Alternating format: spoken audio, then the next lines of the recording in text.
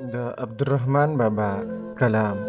په ښادۍ ښاد شوی نه یم د هیچا، په ښادۍ ښاد شوی نه یم د هیچا، تور ټپ سوی یم په غم د هر اشنا. که زه تمه توقع له بله نه کړم، که زه تمه توقع له بله نه کړم، د بل تمه توقع کیږي له ما. کومې رور کومې عزیز کومې فرزند دی، کومې رور کومې عزیز کومې فرزند دی، واړه غواړي خپله خپله مدعا. په هر کور کې رنځوران راته پراته دي، په هر کور کې رنځوران راته پراته دي، لاس مې نه رسي د هیچا په دوا.